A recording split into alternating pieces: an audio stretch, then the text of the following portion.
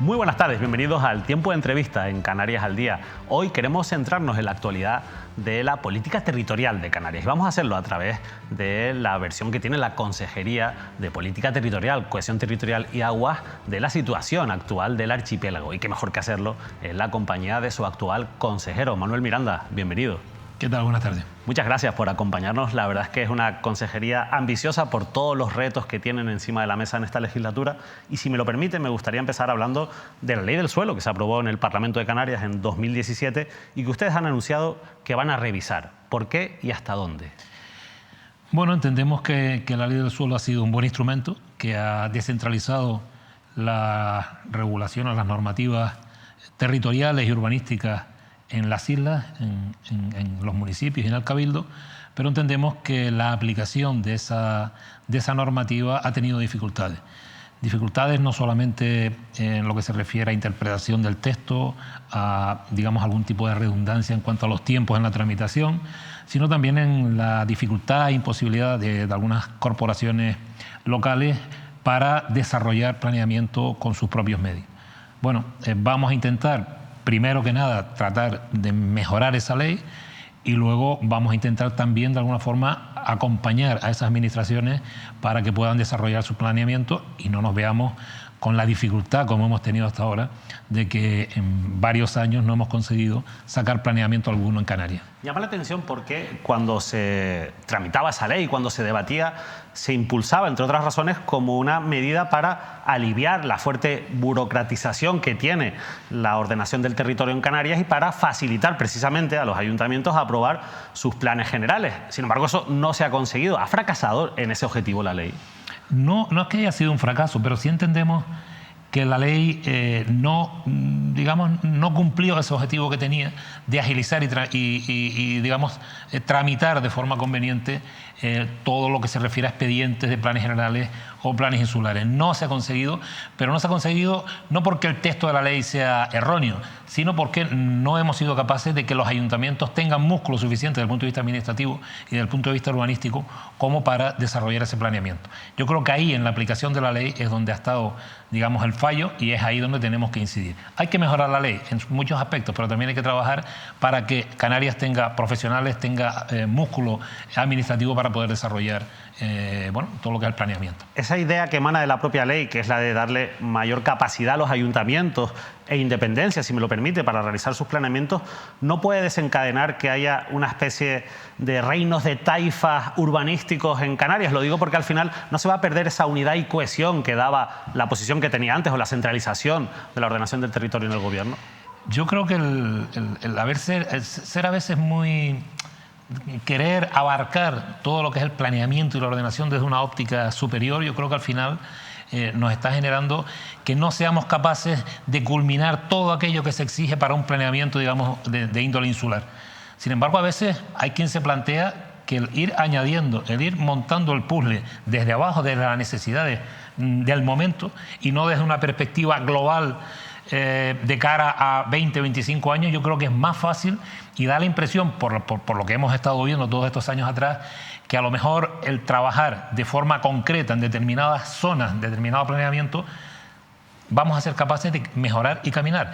Porque si la intención es planificarlo todo tenerlo muy concretado desde las alturas y no bajamos a la concreción, al final tenemos un planeamiento bastante difícil de ejecutar. La verdad es que ya en su momento, cuando se tramitaba, le decía que fue una tramitación y un debate muy intenso, hubo diversos colectivos que aseguraron que esto iba a pasar, es decir, que no iba a ser todo lo eficaz que en principio se suponía, e incluso llegó a haber, se generaron dudas desde un organismo tan importante como es el propio Consejo Consultivo. Podemos hablar del Colegio de Arquitectos, de otros muchos colectivos, pero ¿usted cree que se tenía que haber hecho más caso a estas voces, incluso algunos expertos urbanísticos que ya advertían que esto podía pasar? Bueno, desde mi punto de vista, yo creo que hay un debate importante.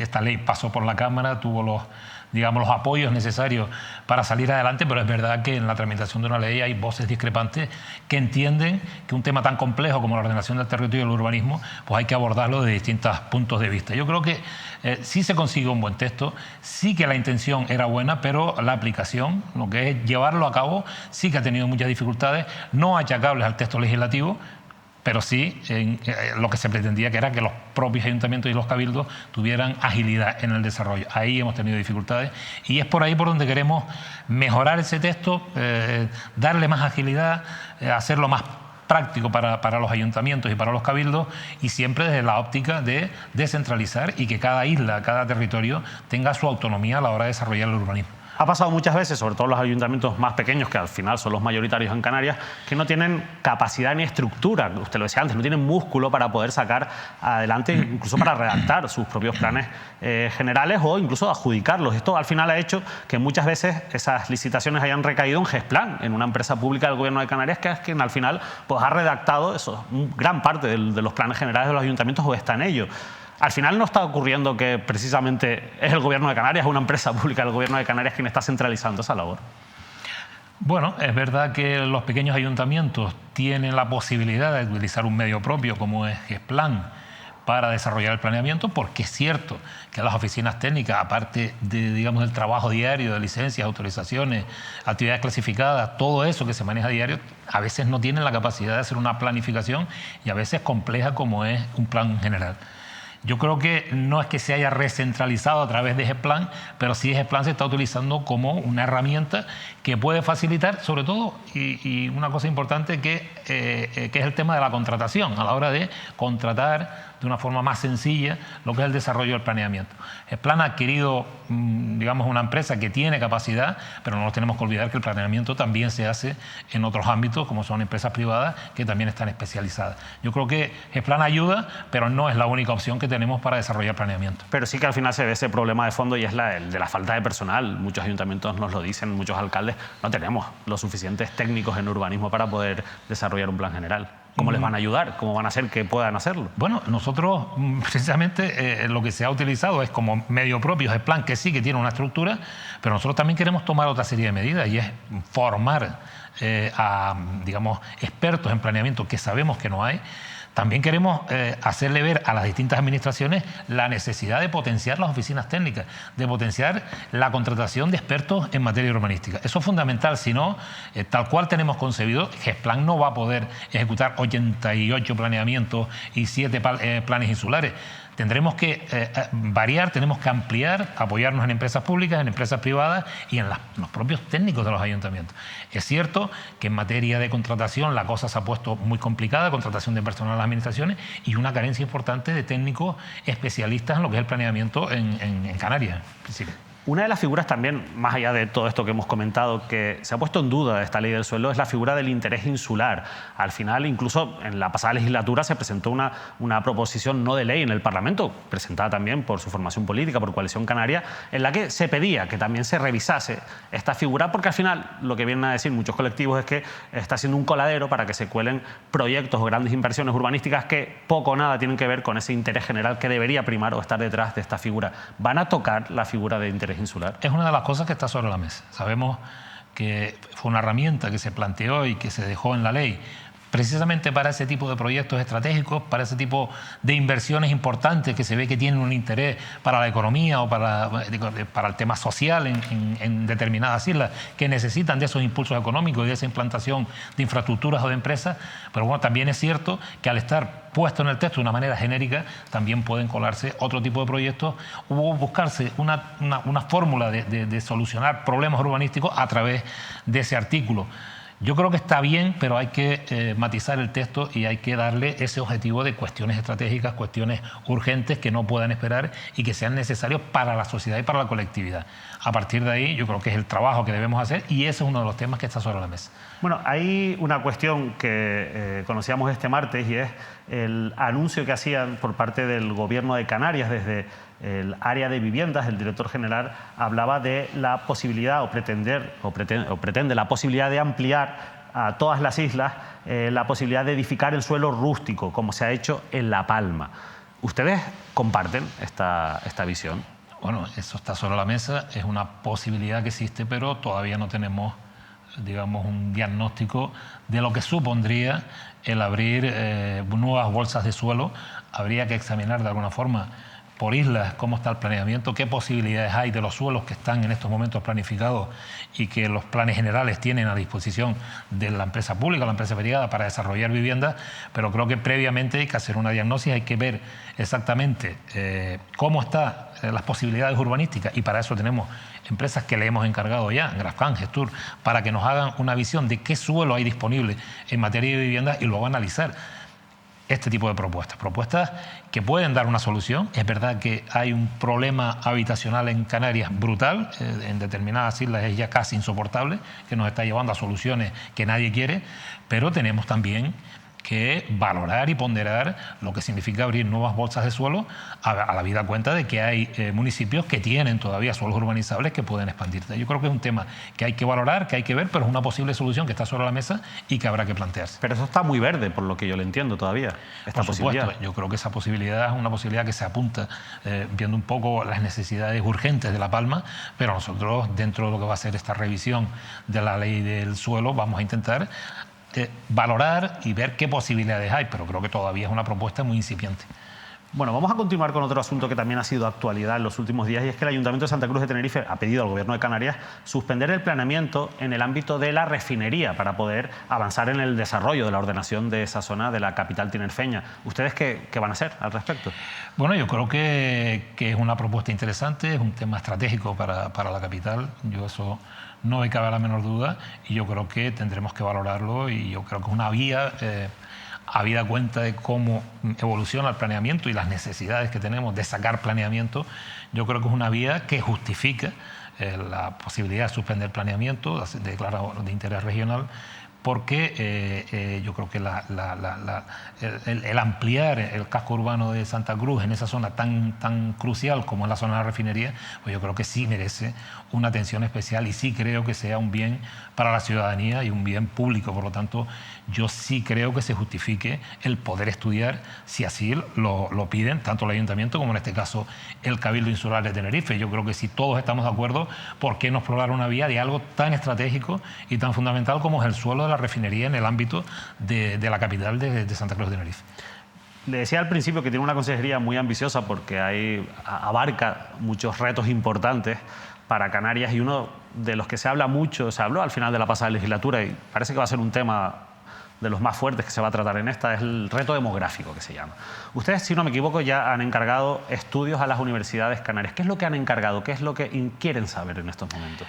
Bueno, nosotros estamos muy pendientes de la comisión parlamentaria que se ha creado al efecto.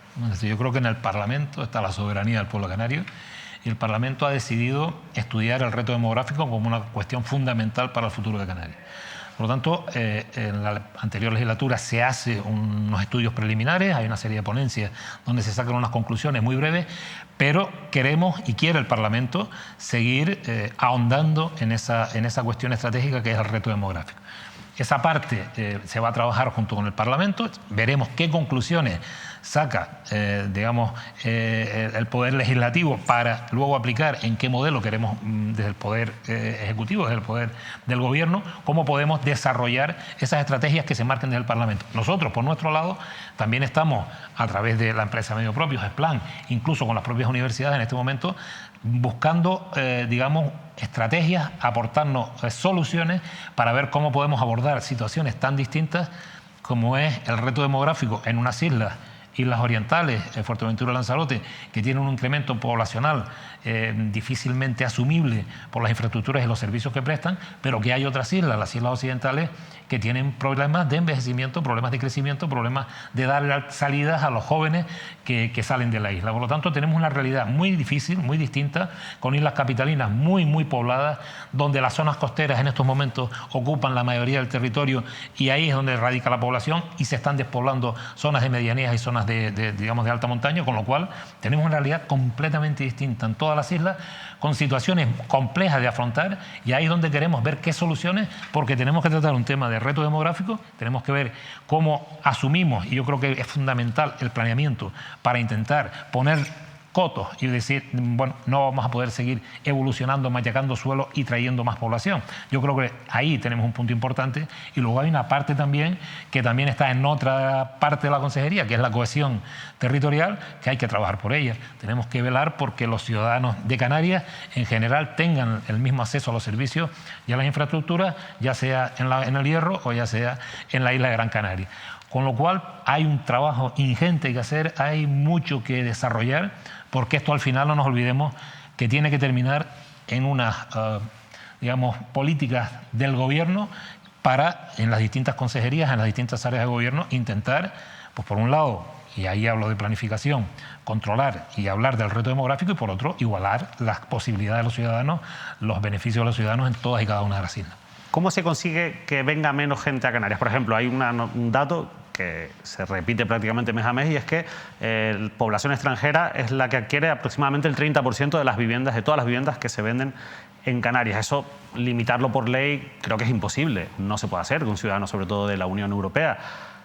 ¿Cómo se podría afrontar que no venga más gente a Canarias? Bueno, se hacen planes insulares donde se pone un techo poblacional. Pues tendremos que ser restrictivos en cuanto a esa planificación, de tal forma que no habilitemos suelo de índole turístico o de índole residencial indefinido para que se pueda seguir creciendo. Cuando hablamos en materia turística, si queremos seguir creciendo, trabajemos en lo que ya se está haciendo en este momento, en lo que ya está en explotación, mejoremos la oferta. Pero yo creo que tenemos que controlar a través del planeamiento el crecimiento poblacional que están teniendo determinadas islas. Y no solamente el planeamiento, también tenemos por otro lado un fenómeno que ha incrementado la población, que es el tema de las viviendas turísticas. No olvidemos que la presión que se está sometiendo a determinados núcleos turísticos en este momento y a algunas capitales de islas por las viviendas vacacionales, eso no estaba contemplado en ninguna normativa, y sin embargo hay que afrontarlo y tenemos que afrontarlo. Con lo cual ahí tenemos, digamos, retos importantes que habrá que solucionar, y que estamos en esa línea de buscar, pensar y ver cómo lo solucionamos. Yo, si le escucho, pienso, lo que está diciendo es que tenemos que dejar de crecer, por lo menos turísticamente. No tenemos que dejar de crecer, pero sí tenemos que crecer en función de lo que nosotros pensemos hacia dónde queremos ir. Nosotros no podemos crecer indefinidamente en función de necesidades empresariales o de necesidades de crecimiento turístico sin control. ¿Y eso es lo que ha ocurrido hasta ahora? En parte sí. Aparte, insisto, y hay cuestiones añadidas, como hablamos del turismo vacacional, que hace 10 años no existía, hoy ya existe, y ya nos está incrementando la población, nos está incrementando la presión sobre los servicios y la presión sobre la infraestructura.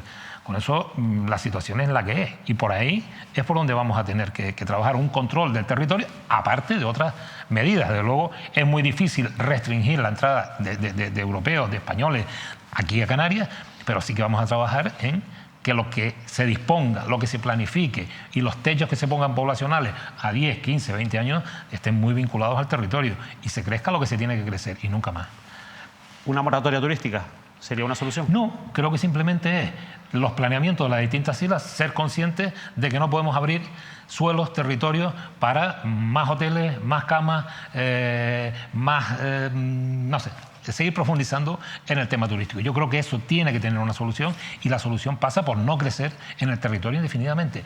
Eso tendrá una consecuencia, y es que no va a venir, no vamos a seguir importando mano de obra, y no vamos a tener que seguir soportando la presión que se está soportando ahora en Canarias. Eso en materia turística, pero claro, fíjense, en materia de vivienda hablábamos antes del problema de que no hay viviendas públicas para mucha parte, o una parte importante de la población de Canarias. Hablábamos de esa propuesta todavía verde, decía usted, de poder incluso abrir la mano en el suelo rústico para construir viviendas. Y por otro lado estamos hablando de que hay que evitar que crezca la población. Lo digo por la dificultad que supone poner en conjunto todos estos problemas, ¿no? ¿Cómo lo van a hacer? Es un puzzle, no es fácil. Hay que coordinar, hay que planificar, hay que ir conjugando necesidades. Ahora tenemos una necesidad de habilitar suelo para las viviendas y es un tema que vamos a tener que afrontar de inmediato, y ahí hay propuestas como esta que se acaba de hacer, pero también es verdad que cuando aspiramos a más suelo turístico, más suelo para viviendas, para villas, cuando en vez de edificar zonas residenciales en zonas urbanizables lo dedicamos a hacer promociones para viviendas vacacionales, pues yo creo que ahí es donde tenemos que empezar a corregir y tenemos que empezar a legislar. Y a mí me consta que la compañera de gobierno, Jessica, está trabajando en el tema de legislar para controlar un tema tan difícil de gestionar como son las viviendas vacacionales, que entiendo que hay confluencia digamos, de necesidades por parte de mucha gente que lo tiene como un segundo ingreso, pero que está ocasionando que en núcleos de población turísticos pues ya prácticamente el 50% de las camas que se ofertan sean de viviendas vacacionales. Vamos a hablar de otro asunto que preocupa y mucho a la población de Canarias, al sector primario sobre todo, pero no solo al sector primario. Y en una isla como Fuerteventura, de la que usted es originario, pues allí la verdad es que el problema cada vez es más grave. Hablo de la falta de agua. La sequía cada vez es más fuerte, la realidad es que cada vez da la sensación, o los datos están ahí, de que llueve menos. Las balsas están más vacías. Además arrastramos de años problemas en el transporte, ¿no?, del agua en muchos municipios de Canarias. Y claro, ante esta situación, ¿en qué están trabajando? Lo digo porque además ha sido actualidad en estos días que la Generalitat, Cataluña, la comunidad catalana, está trabajando para el 1 de febrero declarar la emergencia por sequía. Con eso vendría a suponer una serie de restricciones en el consumo y en el uso del agua. En Canarias, ¿en qué están trabajando? Bueno, nosotros no estamos en las mismas circunstancias, porque hay que tener en cuenta que muchas islas, sobre todo las islas orientales, han tenido que afrontar periodos de sequía pues prácticamente de forma anual durante muchísimos años. Por lo tanto, digamos que hay islas, sobre todo, insisto, las islas orientales, que sí están preparadas para afrontar problemas de esta índole. Desalan agua, ha habido una política de restricción durante muchos años para el suministro de las aguas, de control de pérdidas, etcétera, etcétera. Yo creo que la solución pasa primero, como en el tema del territorio, por planificar, por trabajar desde el gobierno con los distintos consejos insulares para hacer una planificación a través de los planes hidrológicos de cuál es en cada una de las islas, no nos olvidemos, cuál es digamos, la explotación de las aguas desde el momento de su producción, ya sea a través de galerías, de balsas, de presas, de desaladoras, hasta digamos, su final, que es volver a reutilizar todas esas aguas. Y una de las cuestiones que están planteándose en Cataluña y en el resto, por ejemplo en Estados Unidos, en California, cómo esas aguas que prácticamente en el mundo son de desecho se vuelven a reutilizar para consumo humano. Quiero decir, hay tecnología para ello. Por lo tanto, esa realidad hídrica no es en este momento en Canarias una cuestión, salvo en algunas islas, caso de Fuerteventura, pero que se están poniendo los medios, no es una cuestión insalvable y estamos acostumbrados a ello. ¿Qué pasa? Que hay un cambio climático que está sobre la mesa. Y cuanto antes llovía muy bien y muy fuerte en todas las islas, y en este caso en las islas orientales no está ocurriendo así. Hay periodos de sequía enormes, no hay, digamos, una recarga de los acuíferos, ya no hay agua en el subsuelo y se está tirando de agua desalada para todo. En el caso de las islas occidentales, La Palma, La Gomera, El Hierro, Tenerife, pues pasa exactamente lo mismo. Ya los acuíferos cada vez hay que ir a buscar el agua más profunda y bueno, hay que empezar, y se está haciendo ya en islas como El Hierro y La Gomera, pensando ya en desaladoras en cada uno de los municipios donde más problemas hay. Pero no se aborda solo con la producción, hay que pensar también en las pérdidas.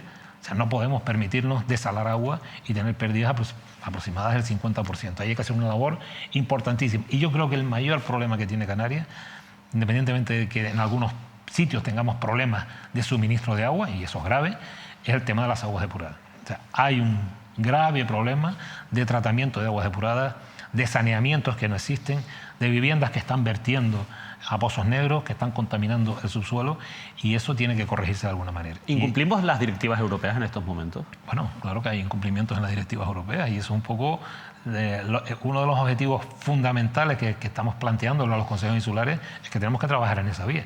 No solamente porque incumplamos, sino porque tenemos un caudal de agua y muy importante que puede ser tratado y llevado a la agricultura, con lo cual se subsanarían muchos problemas. Pero la situación hoy es que necesitamos inversiones bajo tierra donde no se ven, meter saneamiento, hacer depuradoras, reciclar esas aguas y meterlas en el sector primario. Yo creo que gran parte del problema hídrico que tenemos en todo el mundo, parte de ello viene o podríamos solucionarlo con una regeneración de esas aguas y volverlas a poner a luz. ¿Esas inversiones son suficientes con el dinero de Canarias o hace falta el apoyo del Estado? No, por supuesto. O sea, Canarias tienen la capacidad de inversión en infraestructura, pero necesitamos fondos estatales. De ahí la importancia que se le dé y que se le da por parte del gobierno a la agenda canaria y sobre todo en la parte de obras hidráulicas. Eso está en la agenda canaria. Eso está en la agenda canaria. En su momento hubo una serie de obras que se plantearon en el 2018, cuando hubo ese primer protocolo para la firma de un convenio de obras hidráulicas con Canarias por 900 millones de euros, que se vuelve a poner sobre la mesa, actualizado, como no puede ser de otra manera, pero que sí necesitamos esa financiación. Canarias por sí sola, tanto por la iniciativa pública como la privada, no puede afrontar las necesidades de infraestructuras y sobre todo la cantidad de tuberías que hay que enterrar para solucionar problemas tan graves como el tema del saneamiento. Algunas últimas cuestiones antes de finalizar la entrevista. Otro de los grandes asuntos que abordó, además el Gobierno de Canarias, fue una de las primeras cuestiones a las que se echaron mano, fue la situación del problema energético. Antes hablábamos del problema del agua, también evidentemente tenemos un problema energético y al final en la raíz quizás está pues ese aumento también de la población del que hemos hablado y ese aumento de la demanda de recursos. Y ustedes modificaron la ley del sector eléctrico canario para intentar sancionar de manera más eficaz también a los responsables de esos ceros energéticos.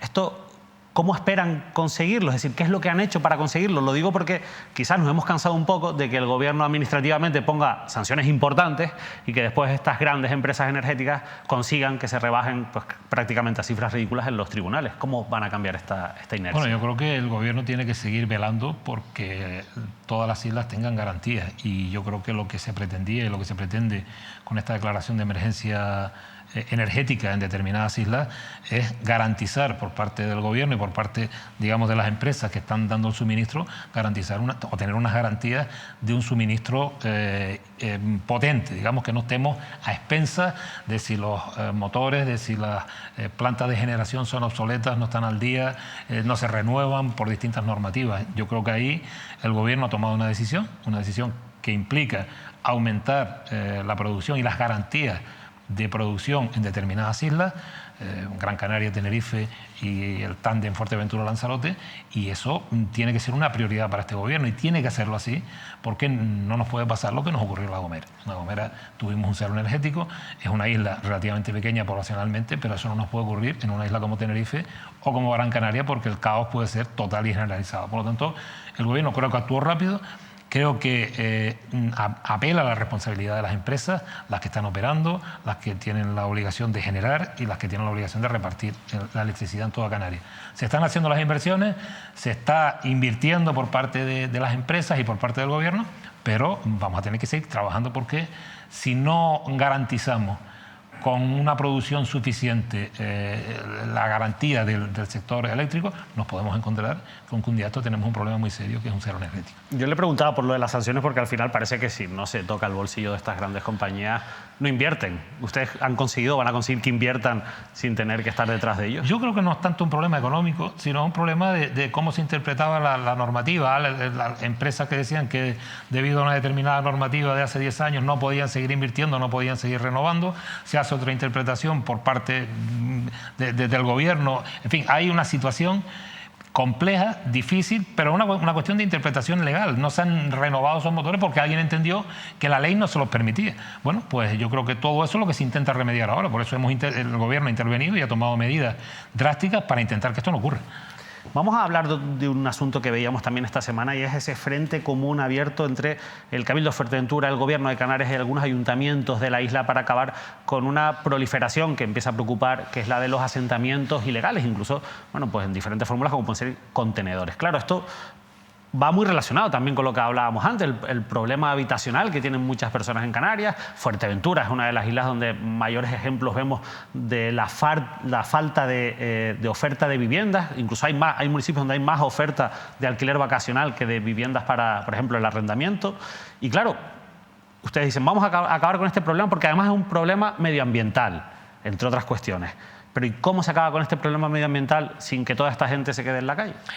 Bueno, pero también hay que ser consciente de que muchos de esos contenedores, muchos de esas roulottes no son puestas para vivienda. Es verdad que hay viviendas, o sea, hay roulottes y hay contenedores que sí se están utilizando, y una de las cuestiones que se habló precisamente en esa reunión ayer es que tendrán que ir aparejados esas posibles levantamientos de contenedores que están sirviendo de residencia a personas o roulotte, tendrán que ir acompañados de políticas junto con los ayuntamientos de asuntos sociales para intentar buscar soluciones puntuales. Pero esa no es la realidad completa. La realidad completa es que una forma de colonizar el territorio sin tener que acudir a licencias, ni a pedir cuartos de apero, ni residencias en el suelo agrícola, sino simplemente de facto ir, colocar un contenedor. Ya empezamos a colonizar la zona, empezamos con el riego, empezamos con las plantaciones, el vallado, colocamos ya distintos elementos en la parcela y al final termina siendo una parcela donde ese tipo de instalaciones no se permiten. ¿Ustedes esto lo han detectado ya? Sí, totalmente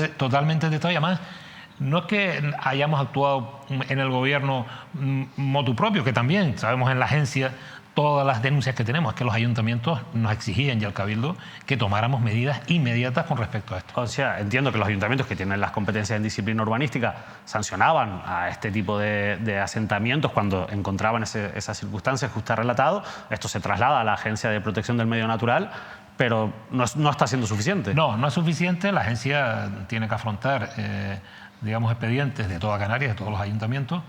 Nosotros sí que le hemos dado prioridad a este tipo de expedientes de contenedores. Ahí sí que hemos andado y le hemos ofrecido a las autoridades de Fuerteventura que vamos a trabajar y que vamos a agilizar ese tipo de sancionadores, pero también hemos dicho que los ayuntamientos tienen su responsabilidad porque la agencia trata en suelo agrícola, el suelo de asentamiento rural, el suelo donde la gente también se instala, también es una competencia municipal. Pero la reunión que hemos tenido no va en la línea de la culpa la tienes tú, la tengo yo.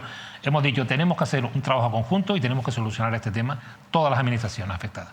Una última cuestión. Ya hace 1 año y medio conocíamos la apertura de juicio oral contra usted y contra Mario Cabrera, ahora mismo secretario del Parlamento de Canarias, también de Coalición Canaria, por su gestión en el Consorcio de Abastecimiento de Aguas de Fuerteventura, por una denuncia de la Fiscalía, una acusación que ha presentado la Fiscalía en la que les pide 10 años de inhabilitación por presunta prevaricación. En su momento, ya en diciembre, entrevistábamos a Mario Cabrera y le preguntábamos por esta cuestión, pero a nosotros nos gustaría también, sabiendo que usted está aquí, sabemos también que todavía no se ha fijado o señalado la fecha del juicio, conocer su versión sobre estos hechos que por supuesto han sido noticia. Bueno, entonces ellos vienen a una denuncia que se plantea creo que en el año 2018, cuando ya nosotros no estábamos en la gestión, por cuestiones muy puntuales digamos, dentro de la dinámica del propio consorcio contra los que estaban en ese momento, digamos, gestionando. A partir de ahí se presenta una denuncia y la Fiscalía tira 10 años hacia atrás. Bueno, nosotros tenemos claro, y tanto Mario Cabrera como yo, que no hubo una prevaricación entendida como intención de tomar una decisión a sabiendas de que vamos en contra de la normativa.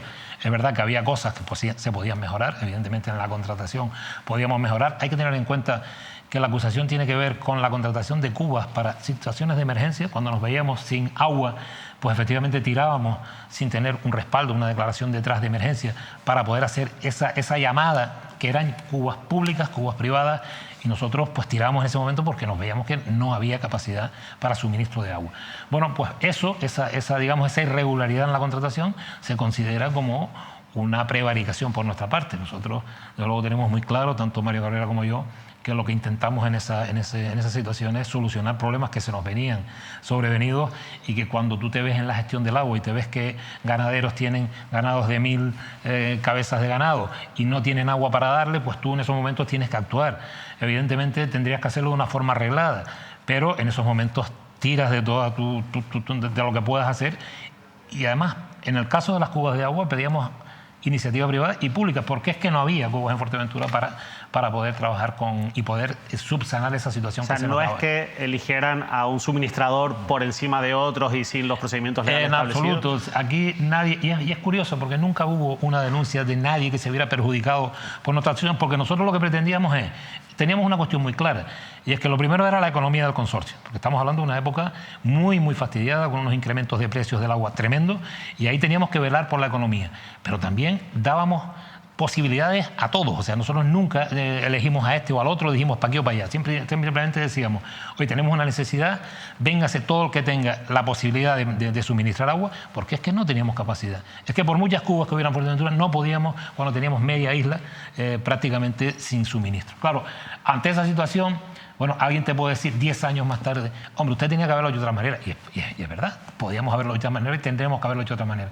Pero cuando estás en el día a día y cuando estás en un tema tan delicado como el suministro de agua y cuando tienes la presión de los alcaldes, la presión de los ciudadanos, las necesidades de los sectores y tú te ves en medio con esas, digamos, esa agonía de cómo lo solucionas, pues a veces tiras por cuestiones que, en fin, que yo no creo que... Ahora bien, ¿es prevaricación? Yo creo que la prevaricación tiene que tener un componente de hacerlo a conciencia. Si yo voy a hacer la bueno, eso es lo que dice el Código Penal, de hecho. Exactamente, voy a hacer la alcaldada porque... Y no es este el caso. Nosotros, tanto Mario como yo y la gente nos conoce, lo que intentamos fue solucionar problemas que estaban en ese momento, que siguen estando. La única diferencia es que hoy hay una declaración de emergencia, en aquel momento no la había, y bueno, intentamos solucionar el problema y tenemos esta cuestión. Pero bueno, yo espero que bueno, cuando lleguemos al juzgado, pues estas cosas se valoren y lo que se vea es que no hubo intención más que de solucionar un problema. Nosotros esperamos que sobre todo se señale el juicio lo antes posible porque al final pues, son procedimientos que se alargan en el tiempo y lo ideal es que se solucionen cuanto antes, es lo ideal para todas las partes. Manuel Miranda, de verdad, muchísimas gracias por habernos acompañado